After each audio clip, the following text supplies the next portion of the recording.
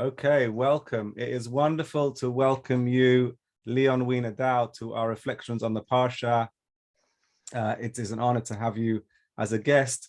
You are the director of Beit Midrash Kolot.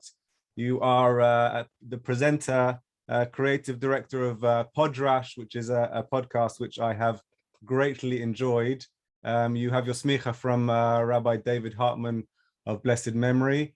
And you're a Torah scholar and a guest on our reflection on the Parsha. Welcome. Just tell us two words about Podrash and the Beit Midrash Kolot. Sure. So first of all, Oliver, it's a pleasure to be here. Two words about the Podrash podcast. So we basically drash. We take existing podcasts, and of which there are many wonderful things, and build upon them and add another layer so that we listen to some of the best podcasts through Jewish ears, or look at them through a Jewish lens, and translate some of what they're dealing with and the stories that they're telling into terms that our tradition uses to understand things. So that's what we do there, and I would love for anyone seeing this to go and visit us at Podrash, poddrash.org. And Kolot is an organization that I have the privilege of teaching at and leading the Beit Midrash. And what we do in Israel is we take people who are well positioned in Israeli society to affect change. Many of them are in the NGO, work or lead direct NGOs. Many of them work in local government. And we bring them into the Beit Midrash and we learn Jewish texts. And we make sure that the learning that they do impacts the decisions that they're making in the way that they're leading and making Israel a better place. So it is a very, very special opportunity to help Torah make Israel a better place. So that's what we do at Kolot. Welcome. So thank you. Straight into our Parsha for this week. We leave our regular cycle of Torah reading for Sukkot, for the festival of Sukkot, and we take a deep dive into a really crucial passage in the book of Exodus, which describes an interaction between Moshe and God. Just tell us some of your initial thoughts on this beautiful slice of Torah that we're presented with on this special Shabbat of the festival of Sukkot. Yeah, so I mean, I think that this is one of the most remarkable, maybe also enigmatic, and beautiful pieces of Torah. There are layers and layers of longing and eroticism there. There's Moshe, Moses, who is the person who is just spoken to God face to face. Moses is the most humble of human beings on this earth. No one gets to know God the way Moses gets to know God. And Moses makes what I think is, a legitimate and understandable request, which is let's get closer. I want to see you. I want to truly, truly understand you. And God says, well, okay, but just, no one gets to know me face to face. No one sees me face to face. And so I'll let you come, but I'm going to kind of cover. You're not going to be able to see me, you're going to, okay, now you can see, and I'm gonna bring you into this enclave, and I'm gonna pass by you, and as I pass by you, I'm gonna cover your eyes so you can't see me, and so there's this kind of in a certain sense it's kind of reminiscent of Song of Songs, where there's this to and fro, back and forth going on. And a real desire to be close, but also an awareness of the fact that there's some kind of unbridgeable gap, which on the one hand kind of whets your appetite for more, and on the other hand is incredibly frustrating.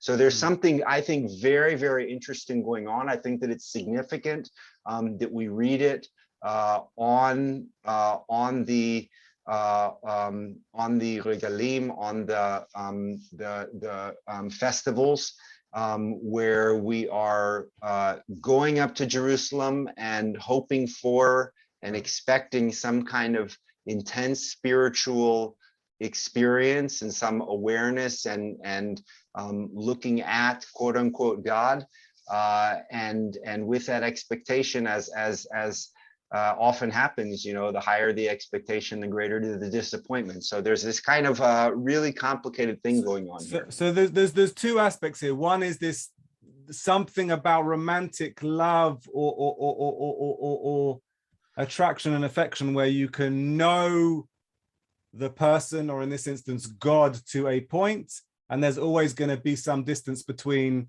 you and that object of affection and attraction. There also seems to be an aspect here of danger.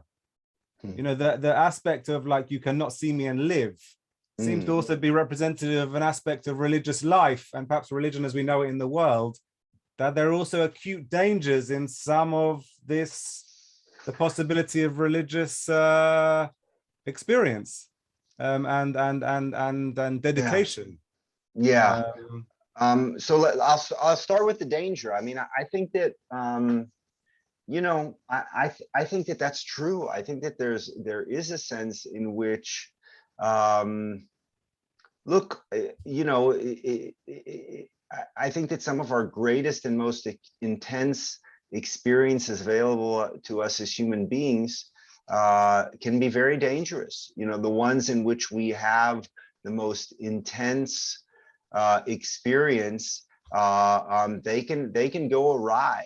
And you know, I mean, the sons of Aaron the priest, Moses' brother, they want to get close to God, and they just do a little bit too much, and they're consumed by fire, right? So there is this sense in which the attraction is great, and with that is also a danger. Getting back to your first point, I think that desire to know and to be close, I think that the Torah here is touching upon one of our kind of greatest and deepest human impulses. And it's true in the context of human relationships, and it's true in our spiritual life as well, I think, which is that we have this deep desire to be close. We have a deep desire to be touched. We have a deep desire to be fully understood, to kind of be an open book for someone else or for God. And we also have a desire for that to be mutual. And I think that part of what we experience often alongside that deep desire is a deep disappointment that it can never fully be realized. You know, that's why, you know, our teenage children or our teenage selves says, you know, you don't understand me, you don't know me, because like at that same moment that we want someone to really understand us, there's this kind of heightened awareness that is not totally fully possible. You know, it reminds me of a Torah of Rabbi Nachman of Breslov, the great Hasidic rabbi who talks about the fact that that the closer you get to God, the further away you feel. Well, actually, he doesn't say the further away you feel. He says the further away you are. And so he's playing with the fact, he says that God gives you more and more obstacles as you get closer.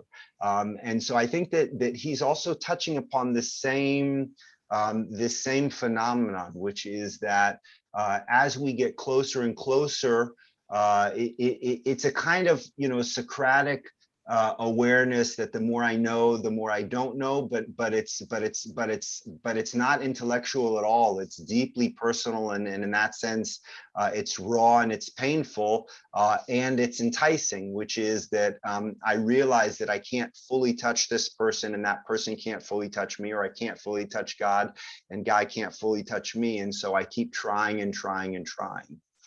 So I feel like in this part of the story, there is both wonderful messages for how we experience Torah and how we experience religious life, both its attraction and its limitation, and also somehow something for the story of human relationship. That the two are both possible to be learned out from here. I think we're going to wrap up in just another minute or so, but I think we can't leave this reflections on the Parsha without talking about Moshe's tefillin. The Talmudic rabbis understand that God's tefillin, that when Moshe looks across to God from the cleft of the rock, from this cave, what he sees is tefillin, like phylacteries, the leather boxes that Jews wear in the morning for tefillah, for prayer. What is the meaning of this aspect of the rabbinic understanding of this story of exchange between Moshe and God? Right. So let's back up one bit, Oliver, which is, I mean, that's built upon this crazy rabbinic midrash, this crazy rabbinic idea that God puts on tefillin, right? Which is itself, I think, I mean, the one thing that you can say a lot of bad thing about the rabbis, but one of the things you can't say is that they didn't have a sense of humor. Like the idea that God puts on tefillin, like God has a religious practice, God has a spiritual practice, and then they have a problem, which is that, so then they ask, well, we know what are the scrolls in our tefillin, so what are the scrolls in God's tefillin? So there's this kind of awareness of even God is in need of this, even God is in need of this connection, and even God is in need of spiritual practice. And what does that mean? I mean, there are a whole host of questions that this raises, but then as you mentioned, there's a midrash built upon this midrash, which is that what God says is, you can see the back of my tefillin. As I pass by, you won't see my face. All you'll see, and you won't see the front, the main part of the tefillin. All you'll see is the knot that's tied in back and the kind of the nape of my neck right there. I think that as all good midrashim do, it leaves you with a sense of mystery, with a sense of like, what are they talking about? Like, there's something going on here. It's really interesting. But if I offered too coherent of an explanation, and that would mean that I've kind of reduced the midrash into something that it's not. So I'll start by saying that. I'll say that I think that the nape of the neck is an interesting place. On the one hand, it's the place where our head meets the rest of our body. That is the connecting point, or one of the connecting points. So it's a kind of, it's a meeting place of Shemayim ve'aretz, of heaven and earth, of the higher part of us and everything else. And the other thing is that it's in the back of our head, which means that we can't see it, which means that we are in danger there from a kind of biological evolutionary point of view. We are very vulnerable here. And it also means that, like if I slept badly and I as I did on Yom Kippur, and I took an afternoon nap and went to synagogue. So it's my wife who has to say to me, Leon, the back of your hair looks terrible. You got to do something there. And so we need someone else to see that part of us. So that means that Moshe is asking to see God, and God shows Moshe the part of God that even God cannot see. In a certain sense, God is in need of Moshe to see this part of God, because God's self can't see that part, unless God has a giant mirror as well. I don't know. Okay, beautiful. With this, we have to wrap up. I'd love to give you the last word. We're honored to have you teach us on reflections for the Parsha.